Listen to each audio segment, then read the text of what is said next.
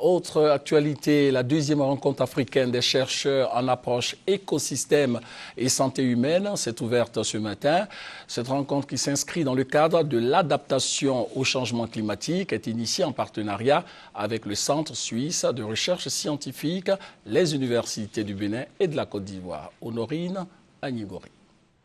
Adaptation des populations aux changements globaux, la place des nouvelles approches pour le changement de comportement. C'est autour de ce thème que 200 participants, décideurs et chercheurs de 35 pays échangent leurs expériences à Grand-Bassam. Il s'agit de s'appuyer sur la recherche pour résoudre les problèmes de santé qui minent le continent africain.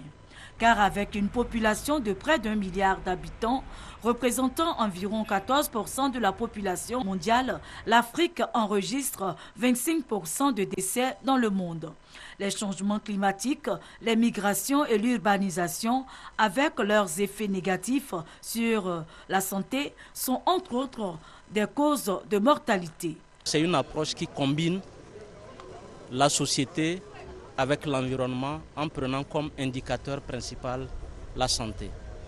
Et en intégrant ces approches dans les systèmes de santé, les chercheurs, les praticiens et les décideurs peuvent réellement contribuer à répondre à la complexité que nous vivons dans ce monde aujourd'hui.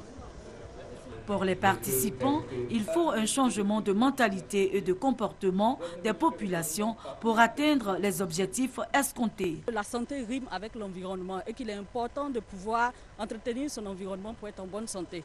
C'est pour permettre aux États africains d'atteindre les objectifs du millénaire pour le développement en 2015 sur le plan de la santé et de l'environnement que se tient cette rencontre.